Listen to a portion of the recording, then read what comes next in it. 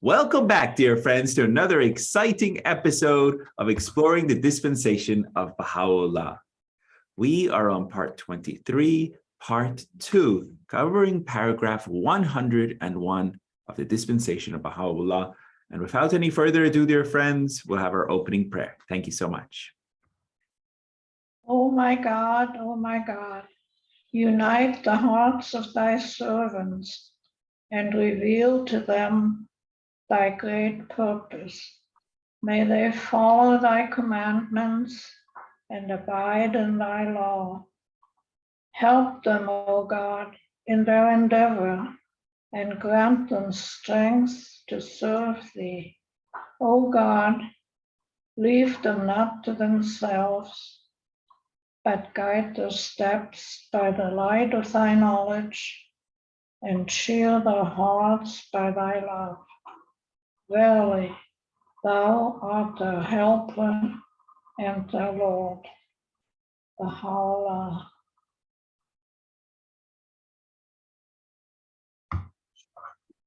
Beautiful, Miss Maria. Thank you so much. Thank you. All right, dear friends, let's get back into it. We're studying the Dispensation of Baha'u'llah. This is found in the World Order of Baha'u'llah Selected Letters. This was written in 1933, and this, I apologize, this is written 1934, February 8th, 1934.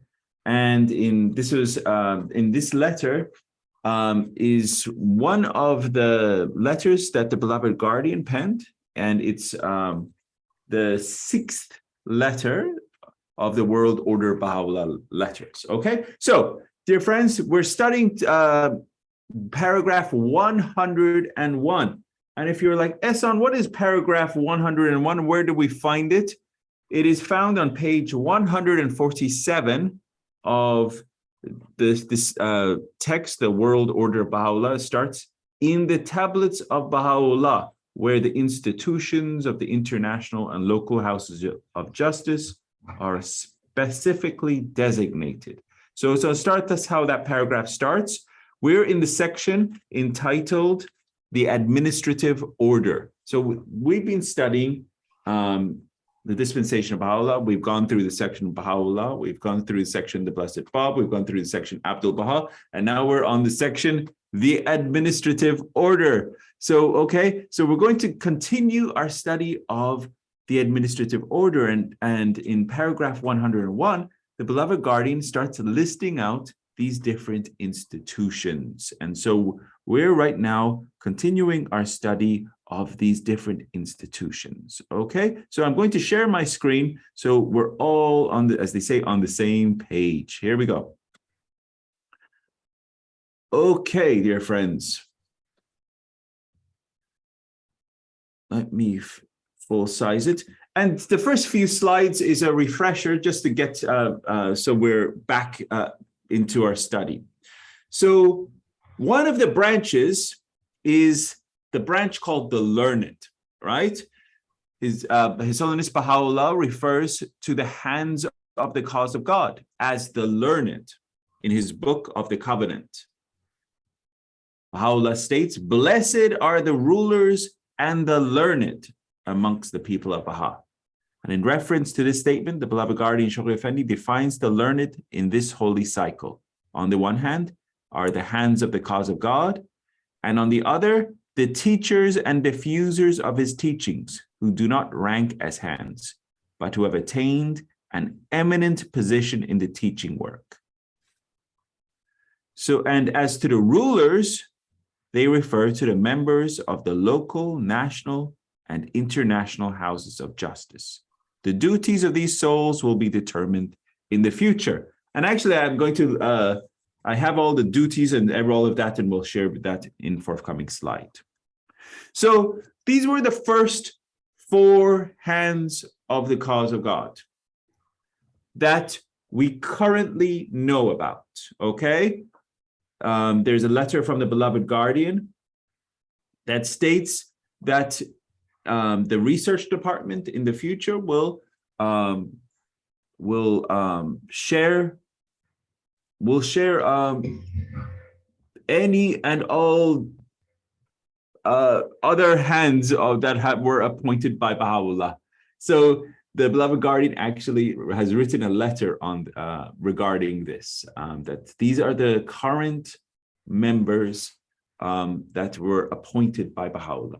So as mentioned last time, the first hand of the cause of God that actually per se created the institution of the hands of the cause of God is this one over here.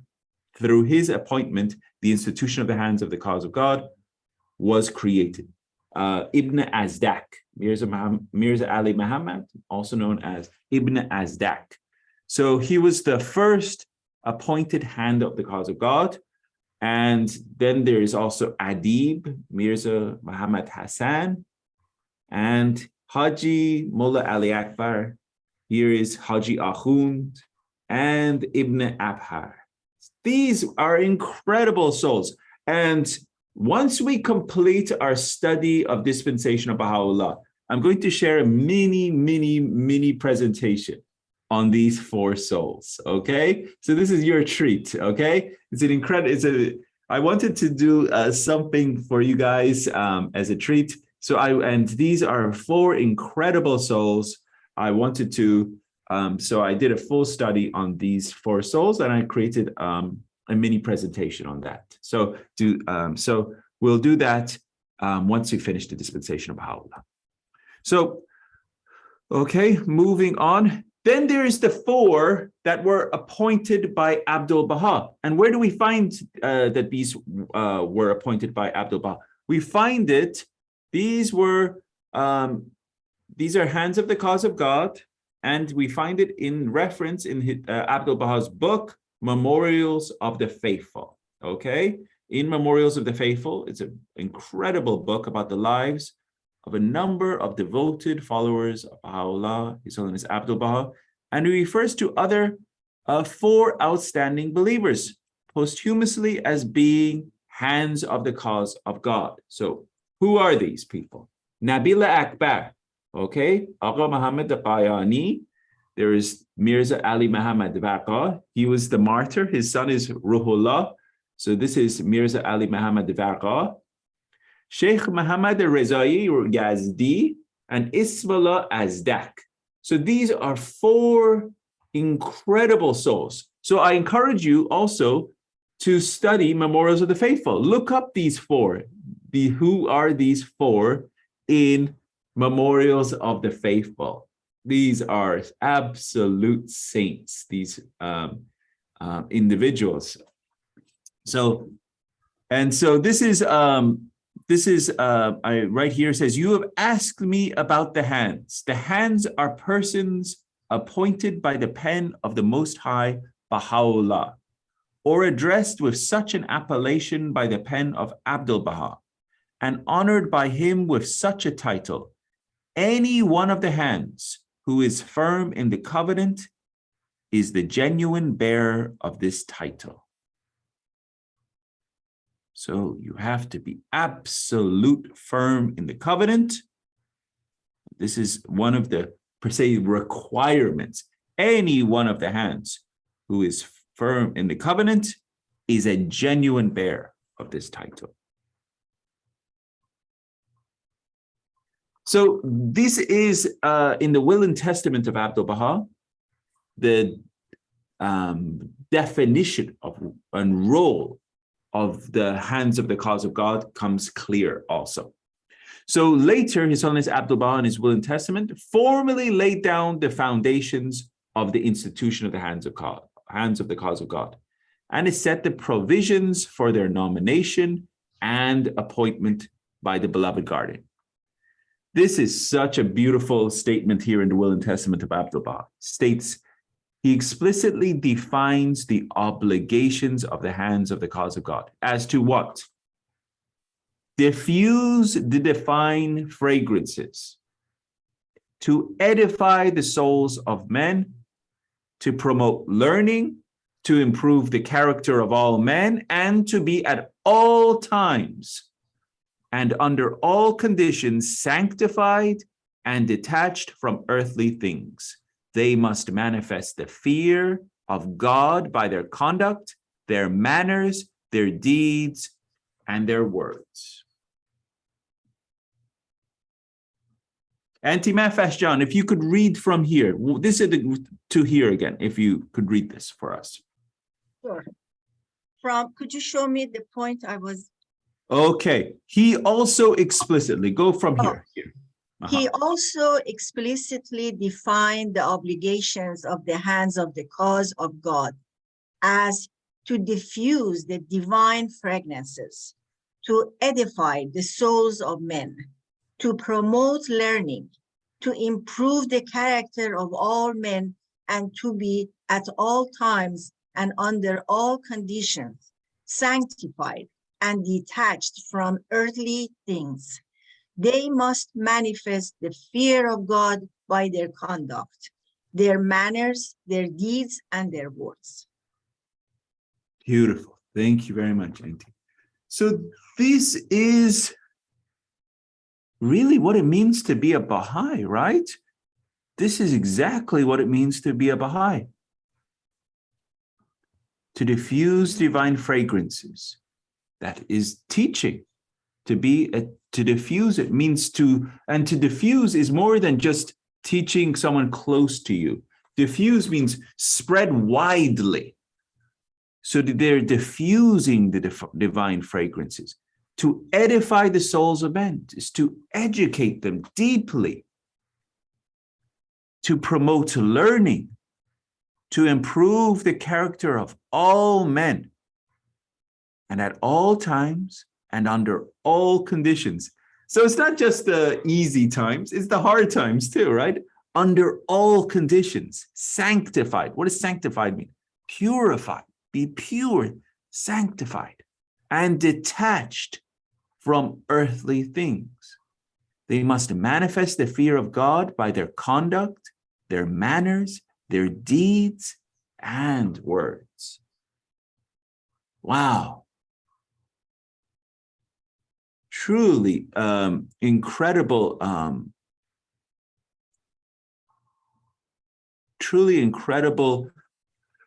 requirements to live up to in the sense of the station of being a hand of the cause of God, to the role, what one has to endeavor into, diffusing the divine fragrance, edifying the souls of men, right? This is what, and if you look at the lives of the hands of the cause of God, they were all individuals, just like you and I. They really were. They're humans. But through their lives, through their love, through their obedience, through their sacrifice, through their persistence, through their absolute, at times, dogged persistence, through trials and tests and trials, they conquered themselves. They conquered themselves and gave themselves to Baha'u'llah. They gave themselves to Baha'u'llah. That's what it says here. Sanctified and detached from earthly things. They gave themselves. They purified their hearts so much that anything and everything that this world was, all the entrapments and desires of this material civilization, was nothing in their eyes. They were so focused. This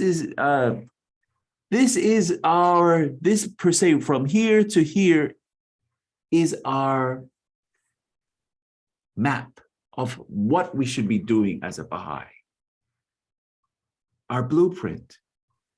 How we should, this is something that, if, dear friends, if we work on any one of these things, we'll be a better person. If we work on teaching to diffuse the divine fragrance, if we work on improving the character of all men, just if we even accomplish any one of these things, we'll be a better person. So this is something Every one of these was a must for a hand of the cause of God. But if we just work on any one of these, it will be a massive improvement in us and how we live. So this is something I encourage us to, as we're studying and reflecting on the role of the institution of the hands of the cause of God. So 10 other hands of the cause of God were appointed posthumously by the beloved guardian. 10 other ones, okay? So this is when the beloved guardian appointed them. These are Haji Abul Hassan, also known as the Haji Amin. He was the trustee of the Baha'u'llah, the institution of the Huquq. So he was Haji Abul Hassan, also known as Haji Amin, the trustee of the Baha'u'llah. And the beloved guardian's dear, dear friend, John Esselmont. What a champion he was. He was the one that wrote which book, my dear friends? Does anyone remember the title of Esselmont's masterpiece? Baha'u'llah and what? New Era. Yeah. Baha'u'llah and the New Era, right? And every one of you should read that textbook. And I use the word very deliberately. It is a textbook that we should read. I believe it was Marzia Gale said this is the Baha'i textbook for teaching. That if we want to understand how to teach the cause, we should master Baha'u'llah in the New Era. And this is the introduction book to the faith, where 3.5 chapters has been edited by His Holiness Abdul Baha himself, and not as has the. So the reality is, where that is something that is very well organized, as well as a presentation of the faith as an introductory book. That is something that we should master. Lewis Gregory, Keith Ransom Keller. I do not have time to go through every one of these incredible heroes, and I wouldn't on any level do justice to these champions at the threshold. And so I'm just going to mention their names, and I encourage every one of you to, because each one of them is a textbook and many sessions on each one of these incredible heroes and heroines. So I'm just going to mention their names, but these are the 10 that were appointed posthumously by the beloved guardian. So these individuals had already passed, and so the beloved guardian appointed them after their passing. All right. The immortal Martha Root. She is the foremost hand of the cause of God. The term the beloved guardian uses is itinerant teacher. Does anyone know what itinerant means? This is the word the beloved guardian uses. It means well-traveled. It means constantly moving, itinerant. She was always on the move.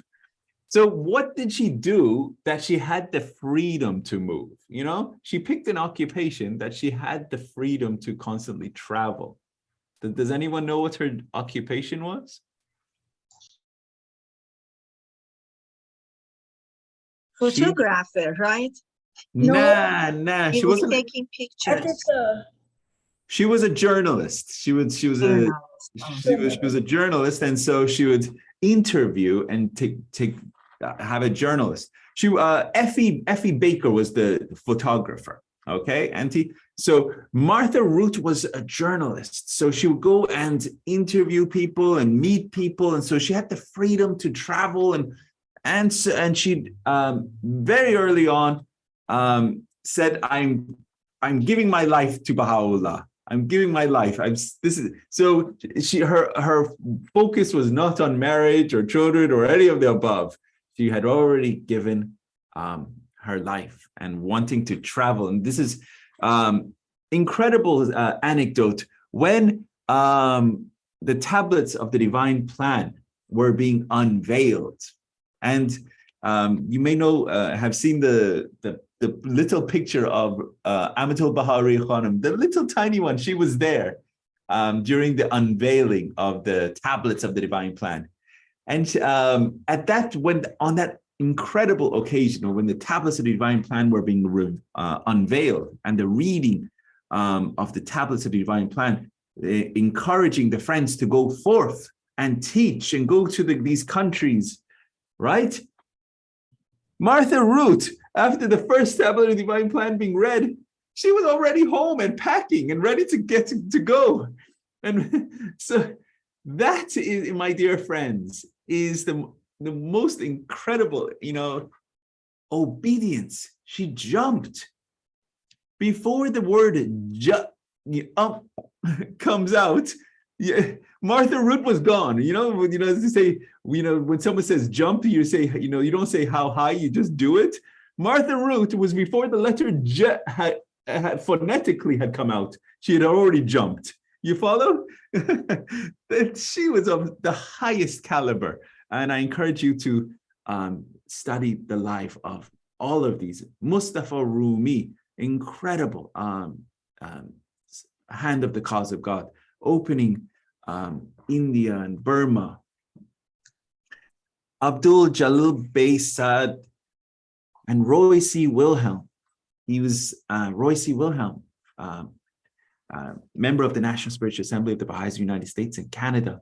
He was the one of the foremost that was working in the early days to really strengthen the National Spiritual Assembly of the United States and Canada. He was the one that worked to orchestrate to get the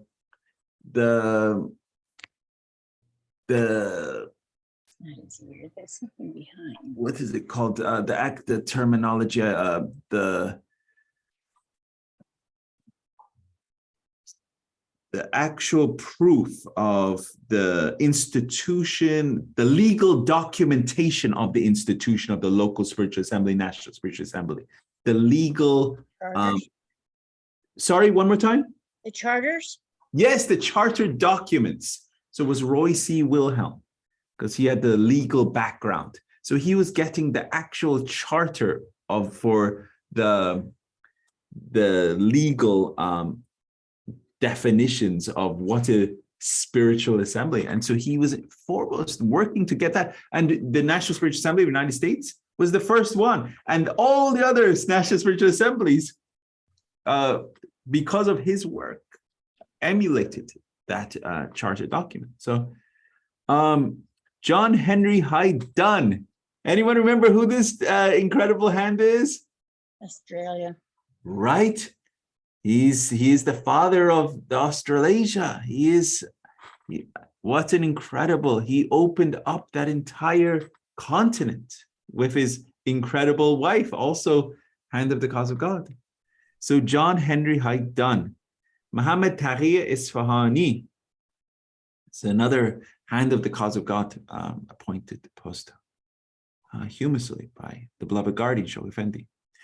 So then the first contingent in 1951 was appointed by the beloved guardian. So this is now the beloved guardian appointed his first contingent. So December 24th, 1951, coincidentally, my birthday, came a cablegram, not 1951, that was long time ago.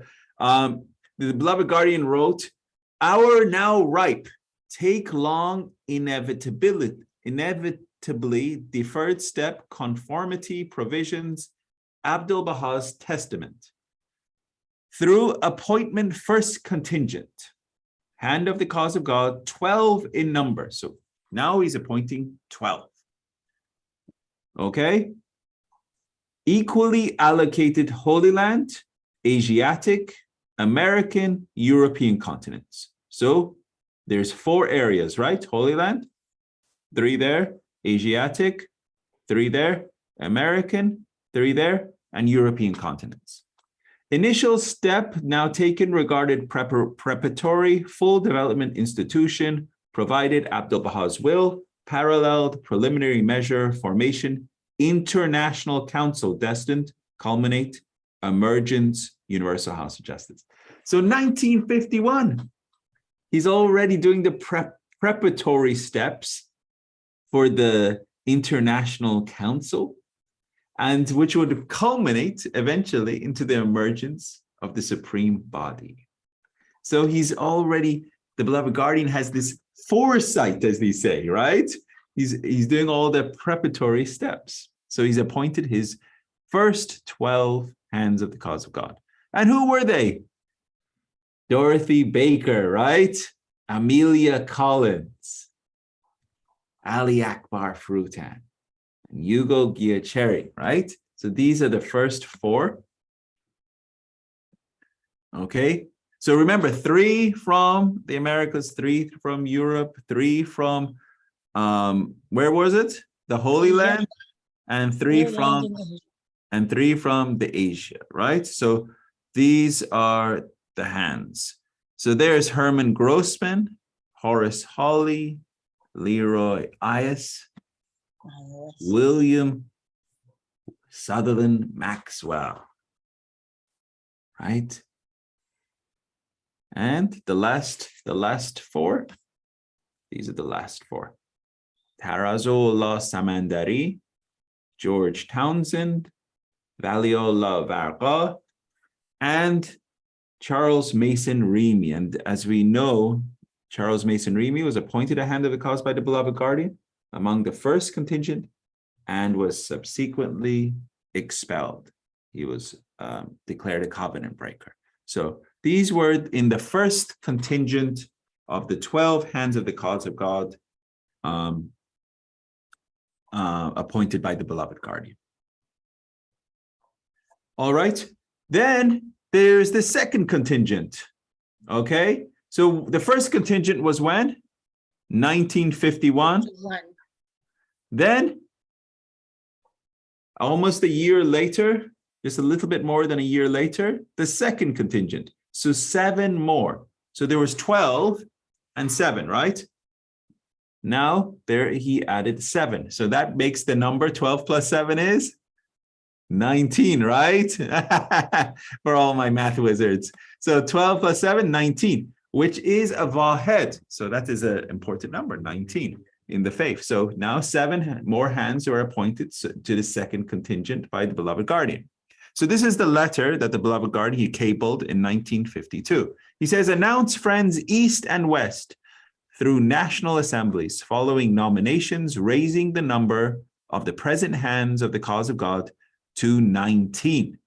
Dominion Canada and United States, Fred Schoplaferker and Corinne True, respectively, Cradle of Faith, Zikrullah Khadem, Shoa Allah Al-Da'i, Germany, Africa, Australia, Adelberg, Mushlegel, Musa Banani, and Clara Dunn, respectively.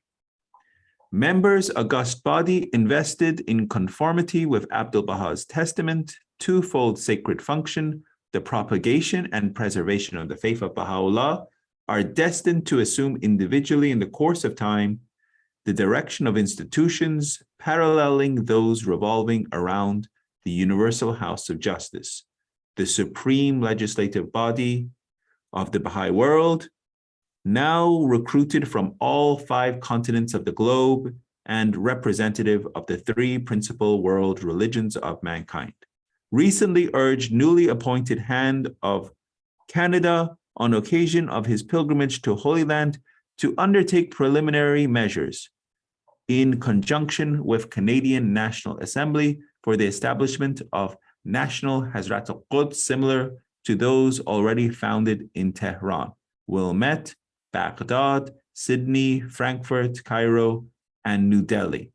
Identical instructions were given appointed hand of Africa in course of his just concluded pilgrimage for the acquisition of property in Kampala to serve as local Hazrat al-Quds to synchronize with formation of First Assembly in Heart of Africa, to be regarded as nucleus of national administrative headquarters of faith destined to arise on morrow of formation of National Spiritual Assembly of Central and Eastern Territories of African Continent.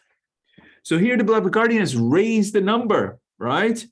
Raised the number of hands of the cause of God to 1952. So this is 5 years and roughly before the beloved guardian passed, November 4th, 1957. So here's February 29th, 1952. So he's got roughly still 5 years left. So these are the 7 additional hands. Here we go. This is Shoala Alai, Musa Banani, Clara Dunn, and we mentioned John Henry Hyde Dunn, the conqueror of Australasia, right? The conqueror was her incredible husband, and she, behind every great man, there's a great woman, right?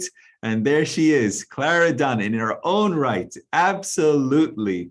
What a lady. What a lady. I encourage you to read the histories of these. I cannot stress that enough. So Clara Dunn, Zikrullah Khadem. And there was a wonderful video with Amatul Bahá'í Khanum. It's on YouTube. And I believe Zikrullah Khadem is in this video. And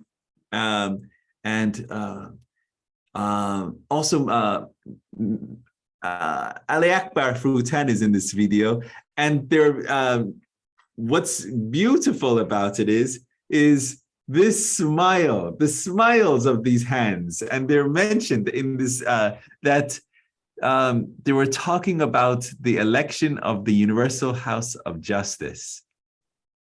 And they were talking about how they could not but smile and laugh and be in such a state of joy. And then they were talking about how that's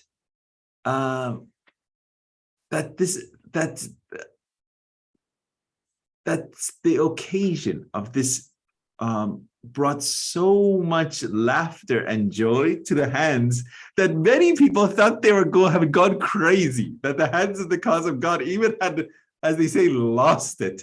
But they were so overjoyed and so happy on this occasion of the election of the supreme body, the Universal House of Justice.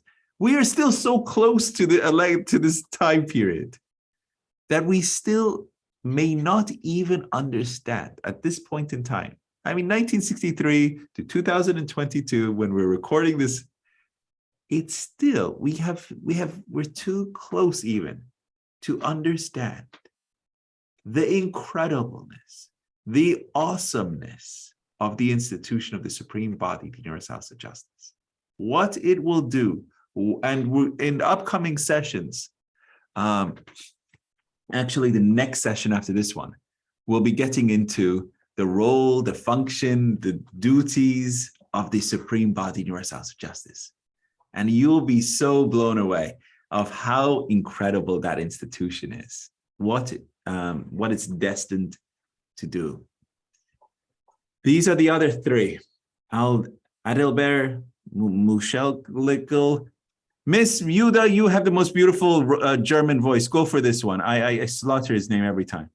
Adelbert Mühlschläger. Adelbert Mühlschläger. Schlegel. Is that kind of right? Schlegel? Yes. Okay. Adelbert Mühlschläger. Pretty good? Very good. I'm trying. Okay. And Siegfried Schopflocher. Is that pretty good, Miss Yuda? Schopflocher. Schopflocher. Yes. Okay, there we go. There we go. Every time I love having Miss Yuda to help me with some of the pronunciations. Okay, and Miss Corinne True. Okay, these are the 7 appointed hands of the cause of God that were part of the Beloved Guardian's second contingent, 1952. Okay, Siegfried right here was one of the hands that did as well as Corintru. These two right here are she is the mother of the temple, Nashalaskar of the West, the mother of the temple, as well as Siegfried. He could be considered the father of the temple. If you look at what these two did, okay, to bringing about the Nashalaskar of the West, what they did, two incredible hands. How the beloved God, His Holiness Abdul Baha, instructed Miss Corintru to, if you look at the history, instructed Miss Corintru to really start up the work to bring about the Nashalaskar of the West.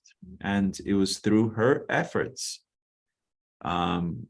it came about. It was, and I'm not saying singly and alone, but it was a huge and vast amount of effort was through Miss Corintru.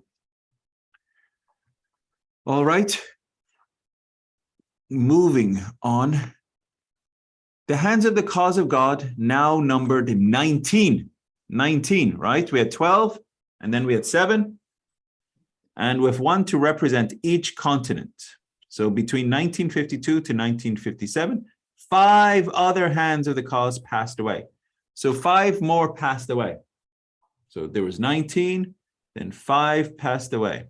So William Sutherland Maxwell, actually my youngest boy, I named him William after this gentleman right here, William Sutherland Maxwell. He's the father-in-law of the beloved guardian, William Sutherland Maxwell. And he's the one that designed the shrine of the Bab, William Sutherland Maxwell. He's also, my young son is also named after William Sears too. So 2 cool Williams that I can name in the faith. So I love William Sutherland Maxwell, as well as Hand of the Cause of God, William Sears. So Siegfried Schopflocher, he also died in that same period, between this period, 1952 to 1957. Dorothy Beecher Baker, you all remember how she passed away, right? In an airplane, as it had an accident.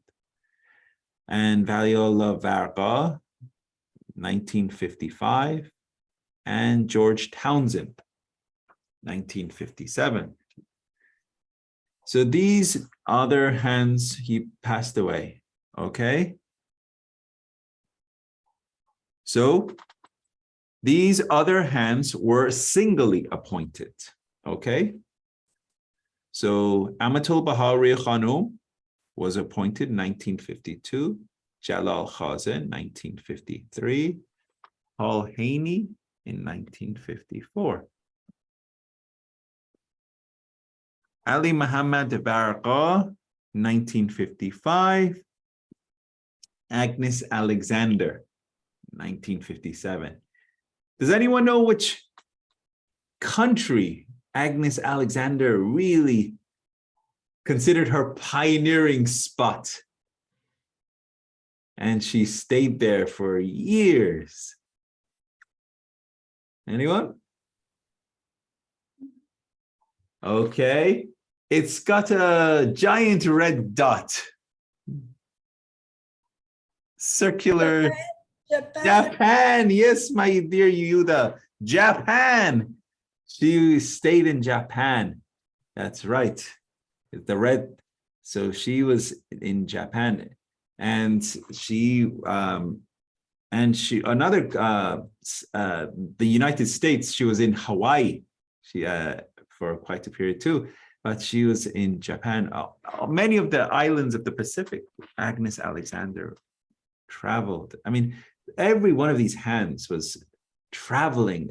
That's really where it says diffusing of the fragrances, right? They were constantly traveling and diffusing the word. So another contingent of hands of the cause of God. So this is now 1 month before the beloved guardian passed, October 1957. So his third contingent, right? This is the letter that came. Okay. So marvelous a progress, embracing so vast a field, achieved in so short a time, by so small a band of heroic souls, well deserves at this juncture in the evolution of a decade-long crusade to be signalized by, and indeed necessitates, the announcement of yet another step in the progressive unfoldment of one of the cardinal and pivotal institutions ordained by Baha'u'llah and confirmed in the will and testament of Abdul-Baha, involving the designation of yet another contingent of the hands of the cause of God, raising thereby to thrice 9 the total number of the chief stewards of Baha'u'llah's embryonic world commonwealth, who have been invested by the unerring pen of the center of his covenant with the dual function of guarding over the security and of ensuring the propagation of his father's faith. The 8 now elevated to this exalted rank are Enoch Olinga, William Sears, and John Robarts in West and South Africa, Hassan Baliuzi and John Ferraby in the British Isles, Hollis Featherston and Rahmatullah Mohajer in the Pacific area, and Abul Qasim Faizi in the Arabian Peninsula. A group chosen from 4 continents of the globe and representing the Afnan as well as the black and white races, and whose members are derived from Christian, Muslim, Jewish, and pagan backgrounds.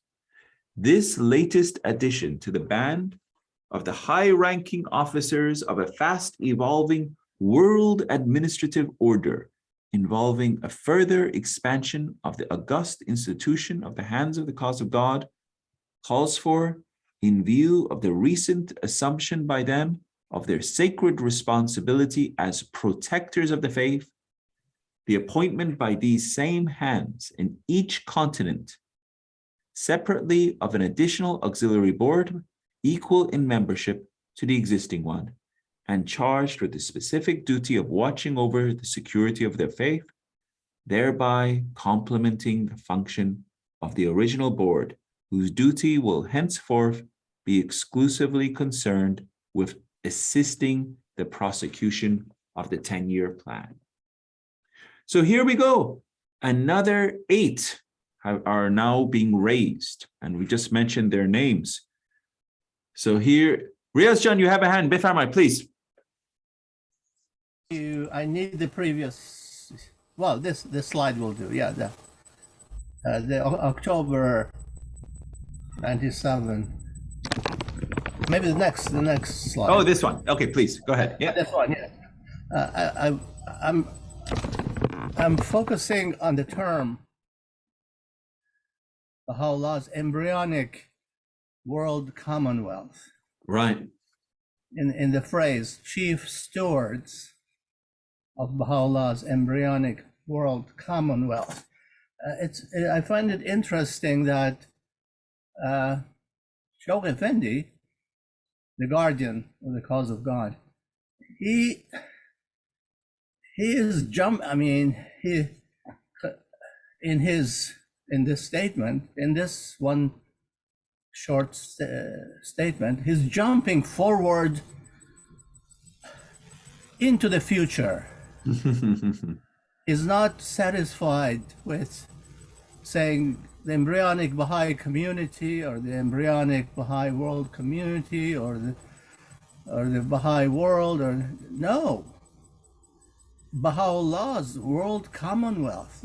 That is, it seems that he's pointing to the ultimate state of this cause, that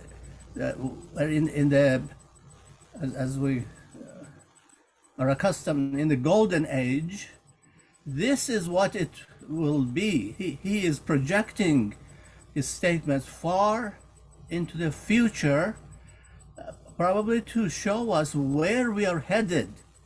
We are headed to this, Baha'u'llah's world commonwealth, although now in its embryonic stage, but that's what we are headed to. And that this is very hard for Baha'is to assimilate this, that how can there be a world commonwealth? And even more astonishingly, Baha'u'llah's world commonwealth, not a common cultural or political commonwealth, but Baha'u'llah's world commonwealth. That's something that's beyond our imagination. But Shaykh Effendi is using this terminology to wake us up to the full reality of what we're dealing with. Sorry, it was long. No, excellent point, dear Riaz John. Miss Claudia has a hand. Go ahead, please, Miss Claudia. Yeah, I was just going to mention, along with Riaz, that this was one of the first letters from Shaykh Effendi that came to the communities after I declared. I declared on May 23rd, 1957. So this was one of the first letters, and it kind of, I was a little bit befuddled. You know, I didn't really understand the station of the Hands of the Cause. I knew that Agnes Alexander had just been appointed right before I declared, and everybody was very excited. But I certainly understood Baha'u'llah's embryonic world commonwealth. That stood out to me and just grabbed me at the time. Just that I understood, and it really gave me a vision of the future.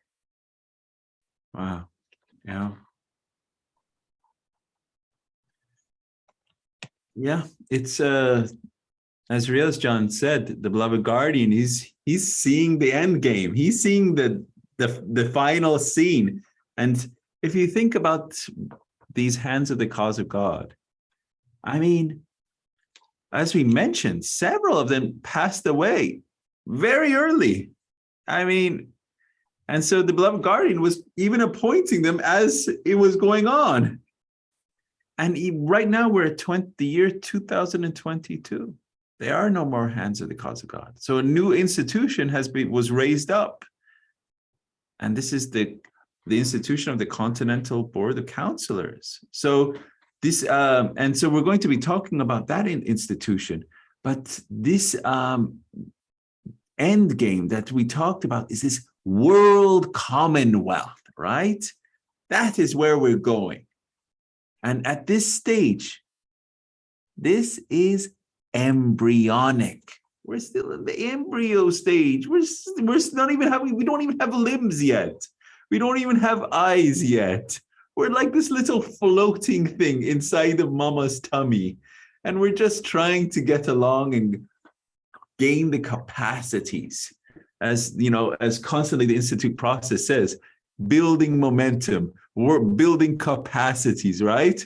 We got to work on it because we're still in the embryonic stage.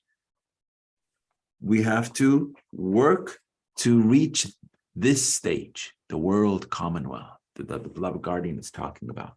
And these chief stewards were working to orchestrate and assist the institutions, look at the institutions of the rulers, the national spiritual assemblies, to come about, to bring about what?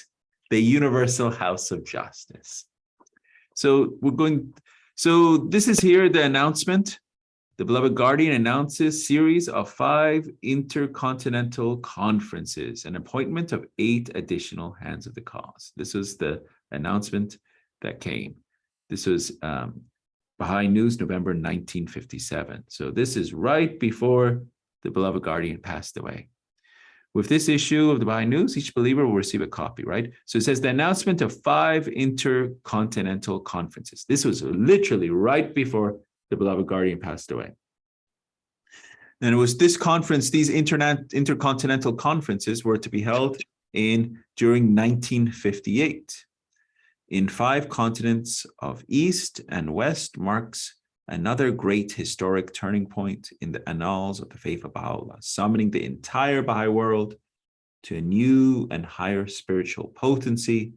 The Guardian's enumeration of the tasks performed discloses the vast realm of victorious achievement that the believers have already attained since the inception of the 10-year plan. His appointment of 8 new hands of the cause effectively strengthens this institution created by Abdul Baha in his will and testament. So this statement, created by Abdul Baha, is not quite right. The institution was created by Baha'u'llah, but it was elaborated and in, not to say anything bad about the National Assembly statement, the institution was created by Baha'u'llah, but it was elucidated. I was using the term elucidated in the will and testament of Abdul Baha. Okay. The conduct of an intercontinental conference in Chicago calls for the formulation of plans, which the National Spiritual Assembly will announce to the believers at the earliest possible date. It is for us now and continuously to enter into the Guardian's creative, triumphant vision and prepare ourselves spiritually and mentally for the conquests required for the consummation of the next phase of the world crusade. Conquests calling for the aid of an infinitely larger number of believers than presently comprise the community of the greatest name. Now, we're at November 1957. The beloved Guardian passed away November 4th, 1957. Okay? Now, this was a time where look at how many letters are coming out. The beloved Guardian was constantly writing letters, even till this is right here, 1957. He had just appointed another contingent, okay? The Baha'i world had no idea that this was coming. No idea. It was so unexpected, the passing of the beloved Guardian, okay? So here he has raised the membership of the hands to 27. Thrice 9, that was the term that it was in the letter, thrice 9. And 9 is the number Baha, right? So in that message, he refers to the hands of the cause of God as the chief stewards of Baha'u'llah's embryonic world commonwealth. And these are the members: Enoch Olinga, William Sears, Hassan Baliuzi, John Robarts, John Ferraby, H. Collis Featherston, Rahmatullah Muhajir, Abul Qasim Faizi. And here, November 1958, this is the conclave of the hands, the 27 hands in Abdul Baha's home. Isn't that a cool picture? I love it. So you can see them. And there's Mr. Tarazullah Samandari, a young Mr. Frutan. I love it. And you can see them all here in this picture. There's Enoch Olinga, William Sears. You can see them all in this picture. The institution of the hands of the cause of God ended with the passing of its last surviving member, Dr. Ali Muhammad Farqa, 22nd September 2007. And this is from the Supreme Body. This is what is: with grieving hearts, we bid farewell to the last of that noble company, the chief stewards of Baha'u'llah's embryonic world commonwealth, into which he is now gathered in realms of deathless delight and joy. So this is the when we mention and talk about the institution in the hands of cause of God, they are the chief stewards of Baha'u'llah's embryonic world commonwealth. Chief stewards. So another institution that is mentioned that and was brought into being in 1954, so 3 years before the beloved Guardian passed, is the institution of the auxiliary boards. So this is in 1954, the beloved Guardian established the institution of the auxiliary boards to provide the hands of the cause of God with adjuncts or deputies. So if you say they're the generals, you got to have your deputies or your lieutenants, right? So these are the adjuncts or deputies to the institution of the hands of the cause of God. So the beloved guardian writes, the hour is ripe for the 15 hands residing outside the Holy Land to proceed during Rezvan with the appointment in each continent separately from among the resident Baha'is of that continent of auxiliary boards, whose members, acting as deputies, assistants, and advisors of the hands, must increasingly lend their assistance for the promotion of the interests of the 10-year crusade. Advise the hands of the Asiatic, American, and European continents to convene in Tehran, Wilmette, and Frankfurt, respectively, for the purposes of consultation and nomination. The hands of the cause of the African and Australian continents must exercise their functions in Kampala and Sydney, respectively, and the auxiliary boards of the American, European, and African continents must consist of 9 members each, of the Asiatic and Australian continents of 7 and 2, respectively. The allocation of areas in each continent of the members of the auxiliary boards, as well as subsidiary matters regarding the development of the activities of the newly appointed bodies, and the manner of collaboration of the national spiritual assemblies in their respective continents, is left to the discretion of the hands. It says all boards must report and be responsible to the hands charged with their appointment. So this is also, the auxiliary board members are a rich resource. And every community has an auxiliary board member, and they are a member of the learned branch that we've been talking about. This is the learned branch. The members of the auxiliary boards are adjuncts of that body, appointed because of what?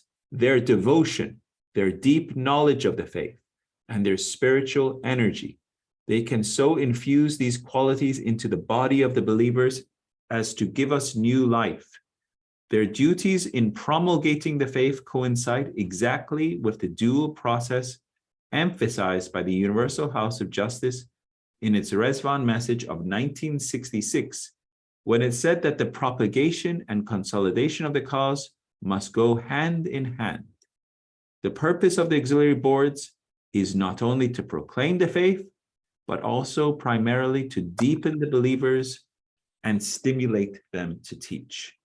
So hand in hand, it's not just to protect the faith or consolidate the faith, but it's also to teach.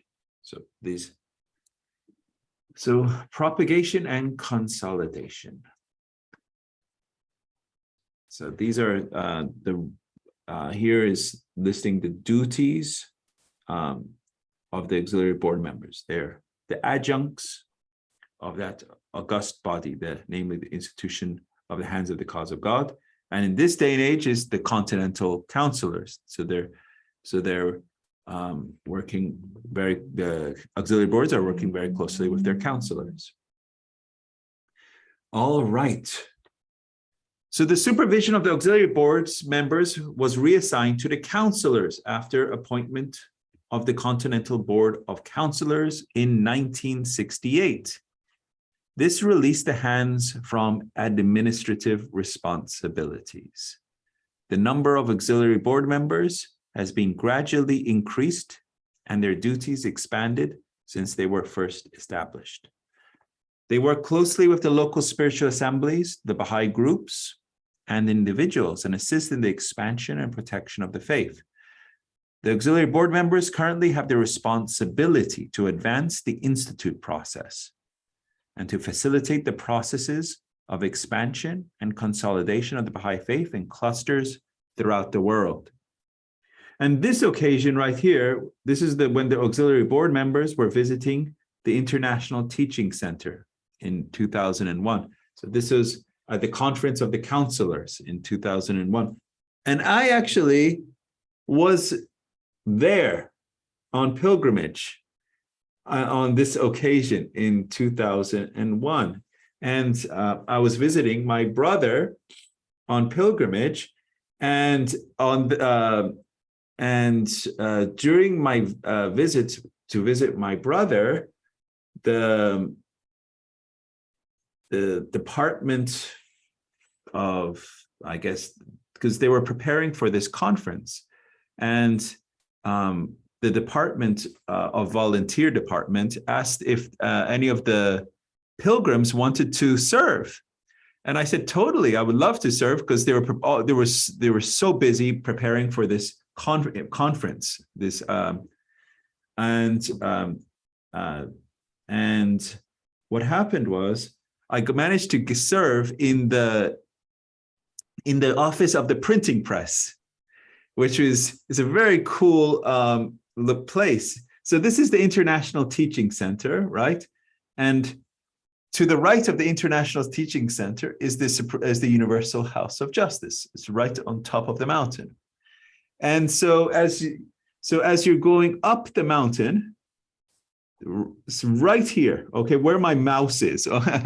It's not a great picture where I'm showing you, but right here, okay, you would not see it with the eye because it's so beautifully done on the mountain. There's a parking garage that you wouldn't be able to see it unless you're right there standing, okay? And it's so well hidden, you know. And so this parking garage is, so I would, the visitors would be walking up like this, coming up the mountain, seeing the International Teaching Center, then continuing up the arc, you know, and then going to the seat of the Universal House of Justice. And right in between these two is a hidden parking garage. So, and inside that parking garage was the office of the printing press when in that time, in the year 2001. I don't know if it's moved or another location now. But at that point in time, it was in that underground parking garage adjacent to the seat of the Universal House of Justice. So that's where I was. And so I was walking up here from the International Teaching Center. I was just entering into the parking garage, and suddenly a car swerves coming fast up here, right? And comes around and suddenly enters into the parking garage, and I get nearly run over. And I'm like, oh my God, you know, granted, it's a great place to pass away or get hit by a car, right? You know, right? But what happened was, suddenly the car screeches to a halt, and someone, you know, gets out of the car, and I see it's a member of the seat of the Universal House of Justice, right? A member of the Universal House of Justice. It was, God bless him, it was Mr. Fatah Azam, right? So Mr. Fatah Azam suddenly gets out of the car, and he suddenly says, "What are you doing here?" You know. And I say, you know, I'm coming to go to the office of the printing press. And he is so loving. I mean, and right beside him was Mr. Nakhdavani. They were going to, because I think it was a Tuesday, and that's the day that's, you know, they were having their meeting, and they had to rush to get over to the seat of the Universal House of Justice for their meeting, right? And so, but they immediately got out. They came and gave me a hug, and, you know, they shook my hand, then jumped back in their car and sped off to the parking garage, and then you suddenly see the light of the top of, you know, the meeting had started, you know. So that was a pretty cool experience. But yeah, as I said, it would have been pretty cool, you know, that would have been my resting place if that car had hit me. But that was an interesting experience. And so moving on, institution of the Continental Board of Counsellors. How did this come into being? As mentioned, it came into being 1968, right? And it was to relieve the administrative duties of the hands of the cause of God. And it's because in the will and testament of Abdul Baha, the beloved guardian was the authorized to appoint new hands of the cause of God. But since the passing of the beloved guardian in 1957, no one else could appoint hands of the cause of God. So no other institution, including even the Universal House of Justice, was authorized to appoint hands of the cause of God. So even the Supreme Body, Universal House of Justice, it couldn't appoint new hands of the cause of God. So that's why in 1968, this institution came into being. So this is the letter. 1968, the Universal House of Justice established the institution of the Continental Board of Counsellors. So they appointed 11 counselors. This is the message. The announcement of the momentous decision of the Universal House of Justice was sent by cablegram to all national spiritual assemblies, June 21st. Rejoice! Announce momentous decision. Establish 11 Continental Boards, Counselors, Protection, Propagation, Faith, 3 each for Africa, Americas, Asia, 1 each for Australasia, Europe. Adoption, this significant step following consultation with Hands Cause of God, ensures extension, future, appointed, future. Functions their institution. Continental boards entrusted in close collaboration, Hands Cause with responsibility, direction, auxiliary boards and consultation, national spiritual assemblies, Hands of Cause God will henceforth increase intercontinental services, assuming worldwide role, protection, propagation, faith. Members, auxiliary boards will report, be responsible to continental boards, counselors, Hands Cause residing Holy Land, in addition, serving liaison between Universal House of Justice and continental boards, counselors will assist future establishment, International Teaching Center, Holy Land. Foreshadowed writings, beloved guardian. So even here, the Universal House of Justice saying the International Teaching Center has been foreshadowed by the beloved guardian. Details, new developments being conveyed by letter. Fervently supplicating holy threshold, divine confirmations, further step, irresistible unfoldment, mighty administrative order, Baha'u'llah. Signed, the Universal House of Justice. I kind of love cablegrams, but I'm so thankful that we got letters. So we got all the other words in between. So we don't have to, you know, kind of like, Stop. right? But cablegrams were awesome in their day too, you know, because, you know, I don't think I could write in the language of a cablegram and still have the power and meaning of cables. It's actually pretty hard if you think about it. I mean, if you look at the cables of the beloved guardian, truly amazing, the words that he used and all the words that are omitted in a cable, but it still has the power and message in a cable, in the message of the beloved guardian. And even in this message of the Universal House of Justice, it's strikingly powerful and joyous message, announcement of the appointment of these institution of the Continental Board of Counselors coming into being. So yeah, very hard to do and still omit many words that would constitute a sentence, a grammatical English sentence. This would be considered in English a run-on because it's all one phrase, but these cables are, I think, at least in my English, they're kind of hard to do. So anyway, that was just a 2-second thought analysis on it. The institution of the Continental Board of Counselors was given the task of the protection and propagation of the Baha'i faith, and to extend into the future the work previously undertaken by the Hands of the Cause. So the institution of the Hands of the Cause of God, the administrative roles of the Hands of the Cause of God, was now taken up by the institution of the Continental Board of Counselors. But the Hands of the Cause of God were the hands also had a spiritual station, okay? They were not just administrative functional individuals, okay? This is different, okay? They weren't just performing administrative functions of protection and propagation. There is a station and rank to being a hand of the cause of God, the appointment. And this is, so this is different even than a Continental Board of Counselor as a station and rank, as a hand of the cause of God. So that's, Riaz John, you have a hand, please. I have a question. Please. I think I've been wrong in my thinking that the Continental Boards of Counselors were created after the passing of all the hands of the cause, but here it appears that in 1968, Right. the Continental Boards of Counselors were established and appointed while the hands of the cause of God were still living. That's correct. Yeah. Could you explain how these?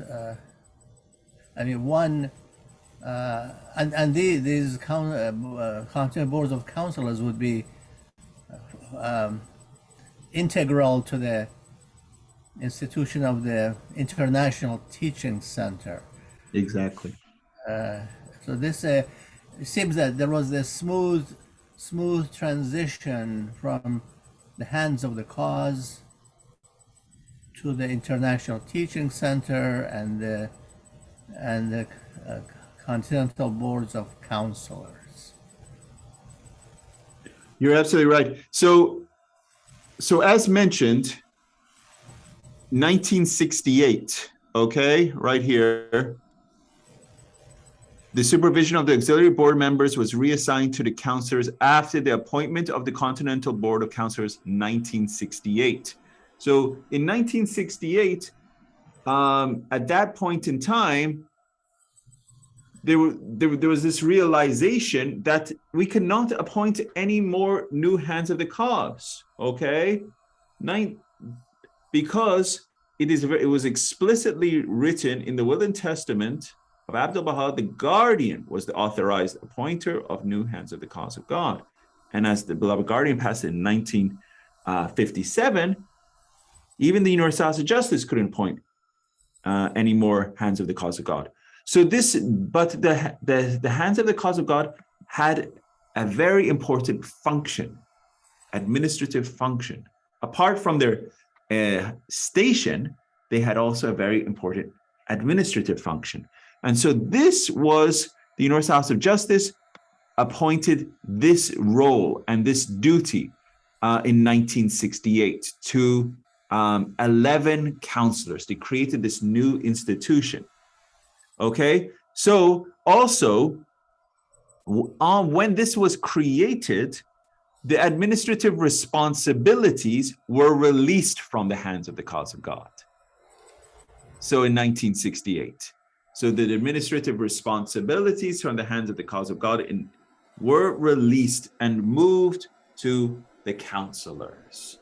Okay, so this is also what happened. And so those duties that had been assigned at that point in time to the hands of God now rests with the Continental Board of Counselors. So and the International Teaching Center, at which point during this continuum was that International Teaching Center? We're coming to that, Riaz John. We're coming to that. All right, good. All right, so here we are. In June 1973, the Universal House of Justice announced the establishment of the International Teaching Center in the Holy Land, one of the institutions ordained by Baha'u'llah, anticipated by Abdul Baha. So 1968, the institution of Continental Board of Counselors come into being.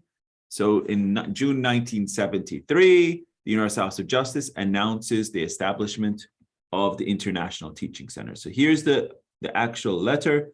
Announce establishment, Holy Land, long anticipated International Teaching Center, destined evolve into one of those world-shaking, world-embracing, world-directing administrative institutions, ordained by Baha'u'llah, anticipated by Abdul Baha, elucidated by Shoghi Effendi.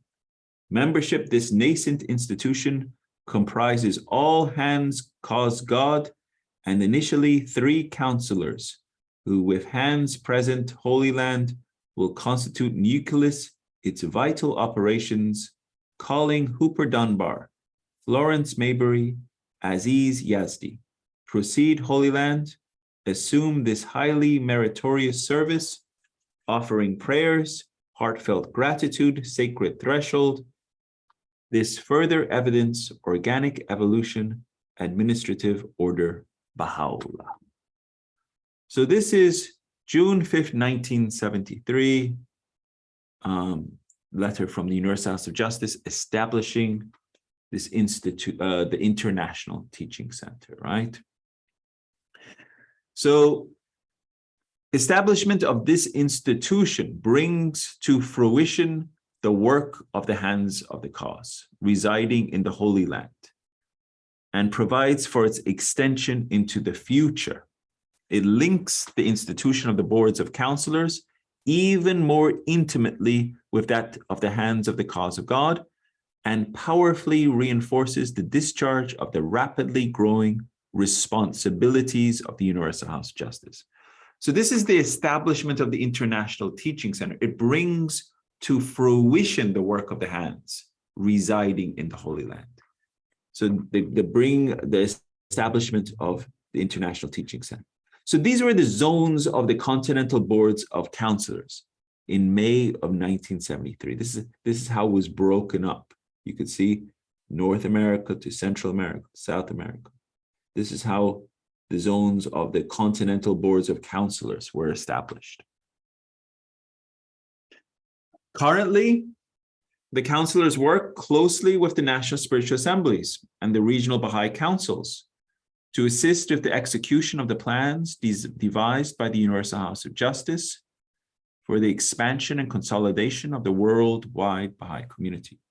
Here you can see a picture of the Continental Counselors with the members of the International Teaching Center, as well as the Universal House of Justice. This was in 2010. Ms. Claudia, you have a hand. Go ahead, please.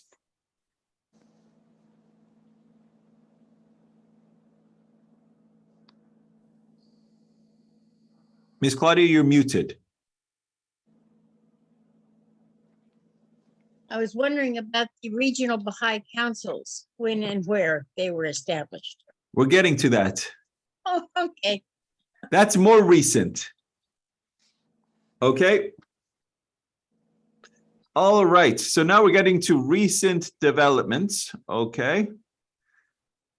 In parallel with the growth of the Baha'i community and the introduction of global plans by the Universal House of Justice, the Baha'i administration has evolved organically over the last 2 decades.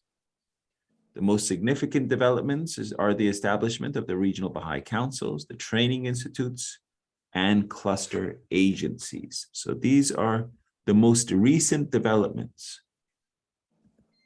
So the regional Baha'i councils, the establishment of the regional Baha'i councils announced by the Universal House of Justice in a message to the National Spiritual Assemblies, 30th May 1997. There you go, Ms. Claudia.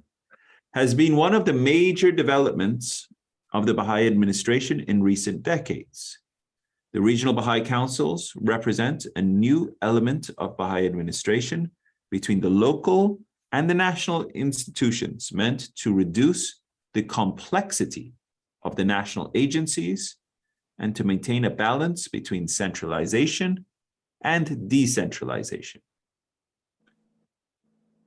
So since 1997,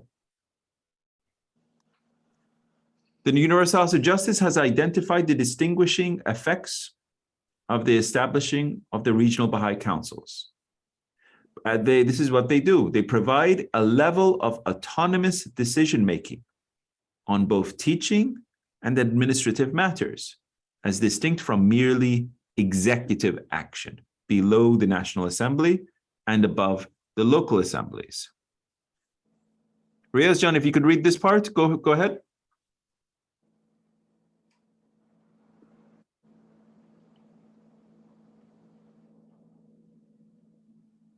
regional Baha'i councils.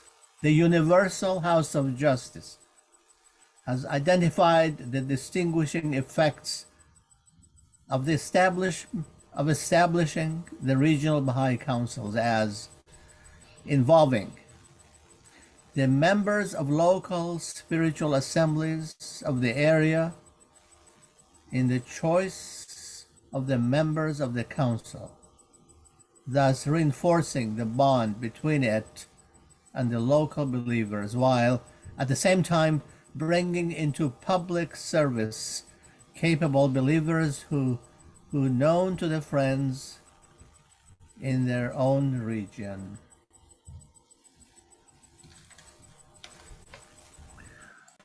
As well as offering the possibility of forming a regional Baha'i council in an ethnically distant region, which covers parts of 2 or more countries. In such a situation, the council is designated to work directly under one of the national assemblies involved, providing copies of its reports and minutes to the other national assembly. And you can find the functions of the regional Baha'i councils described by the Universal House of Justice. All right.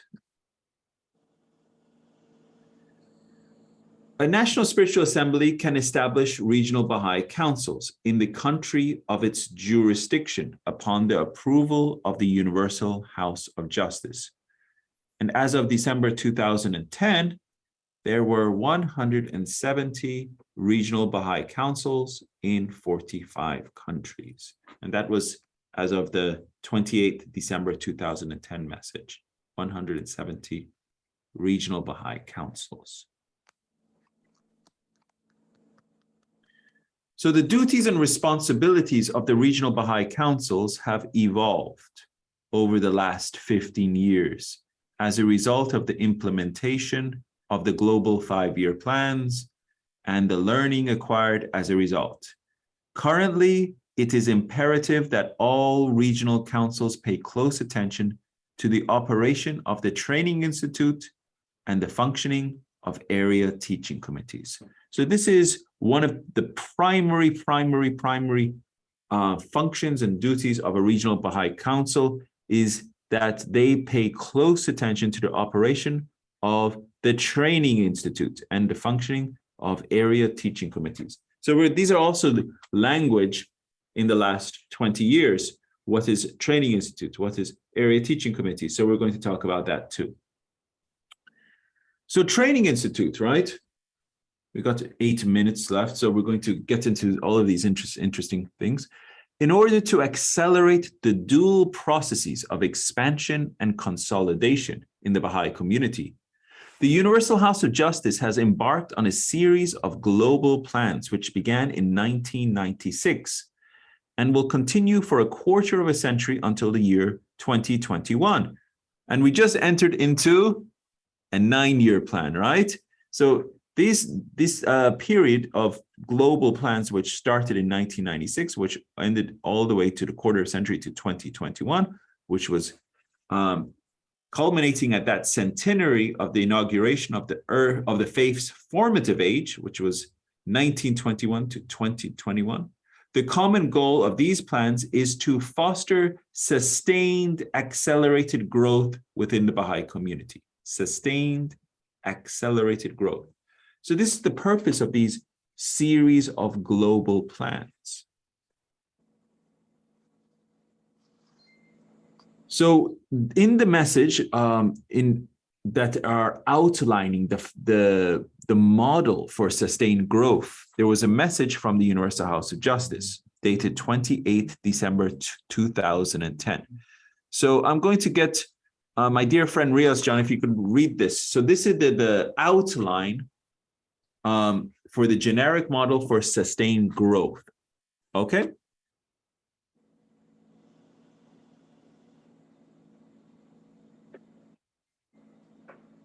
Training institutes and cluster agencies. The Universal House of Justice offers the following generic model for sustained growth and grassroots action. Invariably, opportunities afforded by the personal circumstances of the believers initially involved, or perhaps a single home front pioneer, to enter into meaningful and distinctive conversation with local residents dictate how the process of growth begins in a cluster. A study circle made up of a few friends and colleagues, a class offered for several neighborhood children, a group formed for junior youth during after-school hours, a devotional gathering hosted for family and friends. Any one of these can serve as a stimulus to growth. What happens next follows no predetermined course. Conditions may justify that one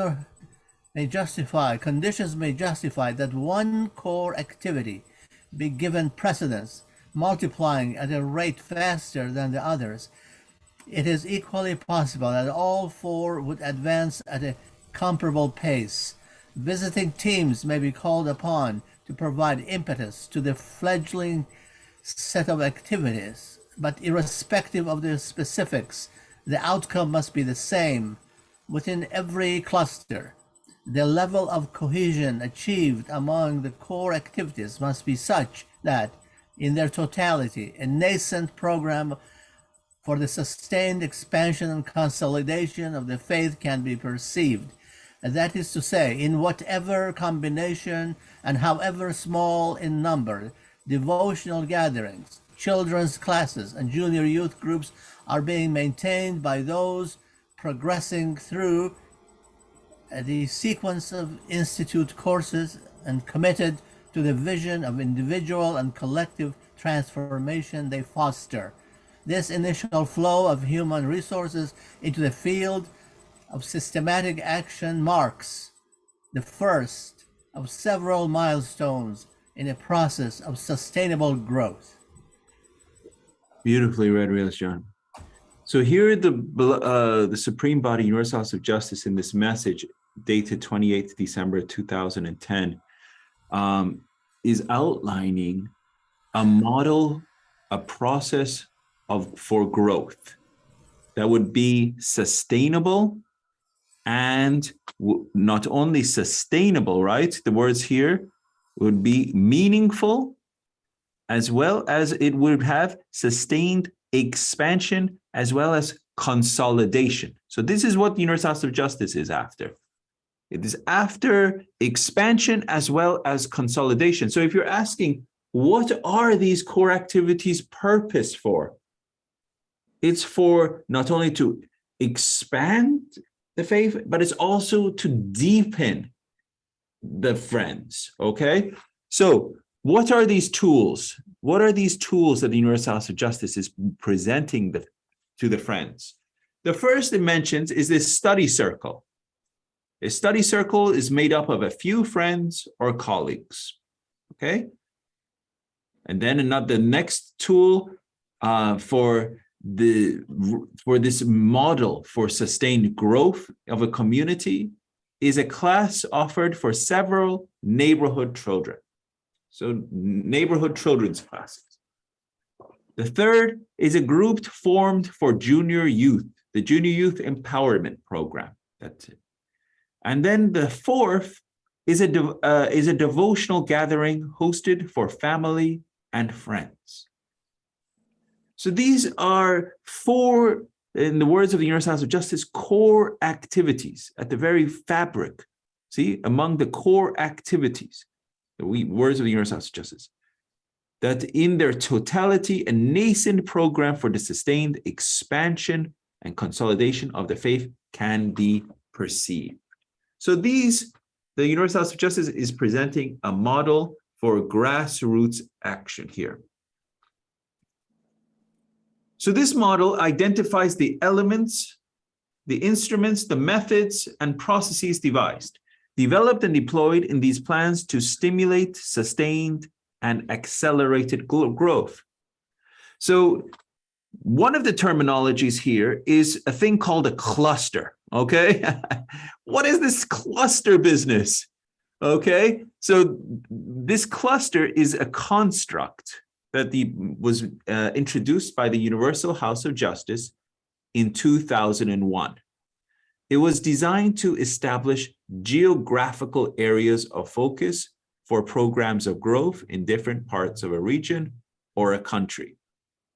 So 2001. So if you guys have been sleeping for the last 21 years or in a coma, you know, and just suddenly waking up and saying, I'm a Baha'i, but I'm just coming out of my coma, and now I'm like, I want to be active, and you haven't heard of any of these terms, well, here you go.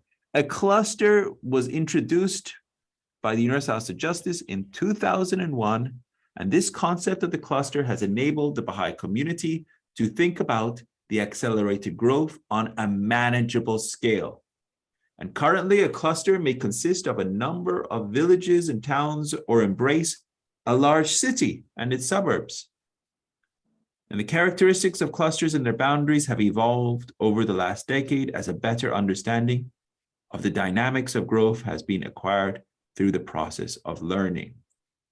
And this is something so interesting, and how the faith is ever evolving. I remember I served probably around this period, 2001, right when the cluster was coming out, and there was even before the ATC was in creation, the Area Teaching Committee, there was things called growth support teams. This is a very early terminology. And the cluster that I used to live in, was called Harris Cluster. And Harris Cluster needed a growth support team for it to work to achieve, to reach to the next, at that time, it was called C level, and then it reached B and then A. So it needed work. And at that point in time, the Harris Cluster was exceedingly large. It was possibly, I believe, the largest in the United States even. It was a very large cluster and encompassed the entire city of Houston, all surrounding areas. It was phenomenally big, geographically in size. So, and so that was a logistical tough situation as being on this Harris Cluster Growth Support Team. But over time, this has evolved, and now it has been broken up into different clusters. I believe there's at least 3 clusters now encompassing that super cluster back in the day. So you see, this is how it has evolved over time. So here's an interesting diagram that we can end on this. We're at 8:32. I don't like taking too much of your time, but this is the change process, the steps in this socio-ecological transformation process in a village, neighborhood, community, and a region. This is really, now, remember, change and transformation is an individual thing, right? It happens within your heart, connecting. That's why I love that quote that in the Rezvan message, it talks about building veritable friendships, right? When we're talking about these home visits, that's really what it is. It's connecting heart to heart. So it's the transformation of the heart. So this is what the Training Institute is designed to do. It's not designed to increase numbers. It's not a numbers game. It's not like we're working to, build, go from 100 people to 200 people to 800 people. It's not even, it's about, we're working to transform all humanity. This is what reality is. So individuals and teams talk to friends. They elevate the conversation and they start activities. They talk to their friends, friend 1, friend 2, friend 3. Then this process starts working. This is the steady flow of individuals through training courses. First, learning to read our reality through profound reflection on inner and outer conditions. Then you engage in elevated conversation with your friends, your neighbors, your family, your co-workers. So it's not just having little chit chat, you actually have serious conversations on specific subjects. You provide moral education for children, neighborhood children classes, right? You learn about inspirational examples and sharing stories with others. You animate youth empowerment programs and meet with their families. You engage in more organized outreach activities to reach ever wider circles. And you work to become a tutor and starting study circles. So many of us have fear of talking or even raising our voice in an audience. We have what's called stage fright, right? So, but we could start by attending a study circle. Then we could be accompanied as a tutor. We have a tutor and they accompany us. And then we learn how to become a tutor. Then after you learned that, it's not that hard. It really isn't. And it's such an incredible gift and so once you start that process, then you can become a tutor. And then eventually ever increasing number of fresh recruits start to be engaged in this process. This will enrich the administration because now there'll be new friends entering into the cause. It will enrich the reflection gatherings, the meetings, the reflection meetings. The learnings will enter into the community. There will be new ideas, new peoples will enter into the community, and this will move the whole region to the next stage of development through a systematic program of growth. And this is a self-sustaining system for the transformation of a population. So this is, in essence, this diagram shows how this process is a transformation systematic process for a population. These are the roles of the institution, roles of the community, and roles of the individual. So the institutions are the local councils, the assemblies. What they do are to nurture human potential. The local spiritual assemblies are focused and should be focused, key word is should be focused, on working to help build capacity, as well as assess human resources, as well as even financial resources to assist this process. This local spiritual assembly should nurture the environment conducive to unified action. The assembly should be working hand in hand with the agencies of the clusters, working to mobilize resources, improve administrative function, coordinators, mobilize participants, as well as collaborate with the agencies and councils.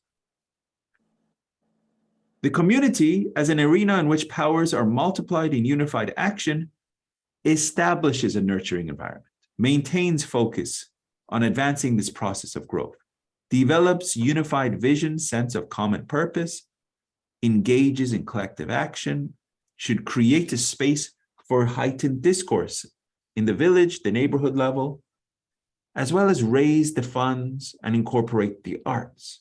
The individual should engage in their own profound study. And that's what you guys are doing, engaging in your own personal study, right? You should take initiative. As they say, get off that thing. Get off that thing and actually get up and do it. I love book 2. It says, arise to serve, right? Get up, go do it. You should elevate your conversations. So not just chit chats, not just attend mehmunis and talk about these kind of trivialities of things. Have deeper conversations. Engage in acts of services. Accompany others in service, and participate in the institute process. And all of this brings about social discourse and development. Well, this will bring about resources, people arising, development of the whole population. As these resources increase, it becomes possible to contribute to broader social discourse and engage in concrete socio-ecological development activity. So this will raise the capacity of the whole community, and even the whole community will become a model to the wider society. You follow? So, dear friends, we're past our time. This was our last slide for tonight. I think I have a few more slides in this section. We're talking about paragraph 101 in Dispensation of Baha'u'llah. But I hope that was a mini introduction, as you say, mini introduction to the institutions as well as the institute process that we're now well into way. But it shows the evolution and progression of this faith, and so always makes me excited. Any thoughts, questions? And it's Ehsan. Please, dear testify. Yeah. The way I see now, because when is research department is established? The research department of the University. Okay. Yeah. I don't have the exact date. Because everything is created now here, because they form the training and then ATC and then all these international teaching centers, everything established. So where is this? Yeah, that's the most important thing. So the date of the research department, I can send that to the class as you have a question on when was the research department established. Okay. All right. Not a problem. Any other questions or thoughts or insights on the class? I became Baha'i when I was in the university. They gave me my instructor, the Baha'u'llah in New Era. That's my first book, and that is the books that lift me up. Yeah, that was I'd read Baha'u'llah in the New Era when I was much younger, much younger. And I remember when I was maybe about 5 years ago, I wanted to read it again, and because and knowing myself, whatever I do, I have to do it thoroughly and deeply, right? So what I did was I recorded myself reading the whole Baha'u'llah New Era. And me being a perfectionist, when I have to record myself, I have to get a good recording of it. And so I read Baha'u'llah New Era easily 30 times to make sure I got a good recording of it. And so, I put it on YouTube, the recording, every chapter of it. But that is such an incredible text. Truly. I cannot stress how is. I It's cannot very stress deep. that and there's an awesome study guide that to Baha'u'llah New Era that I don't know how maybe another time with this wonderful class I could do a study of Baha'u'llah New Era, and you can invite your friends, your close friends, and we could do that as an even introductory That is my very the faith, first book. class.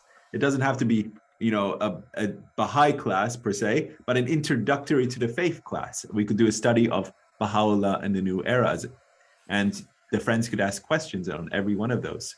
So we could do something like that. And there's key questions that have been done, and we could study that in the class. But we could do something like that in the future. Dear friends, we're at the end of our class for tonight. Not the end of the class. For tonight, the session. Let's have a closing prayer, and then I can say good night to every one of you. Okay? And let's have a prayer for, I guess, is there any mover of difficulties for all of our friends in Florida and Cuba and all of those places that have been afflicted with tempestuous winds and flooding waters. So let's say maybe, is there any mover of difficulties for all of them?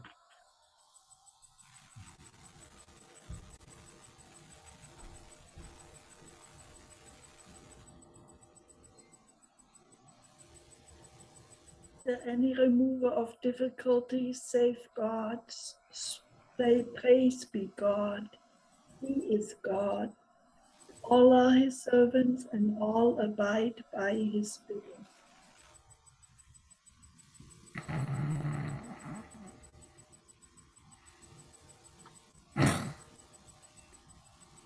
Thank you so much, Miss Yuda. Thank you, every one of you, and wishing you all a wonderful evening. Good night, you guys. Thank Good night. you. Have a Thank wonderful you. night. Good night. Thank you. Thank you. Thank you so much.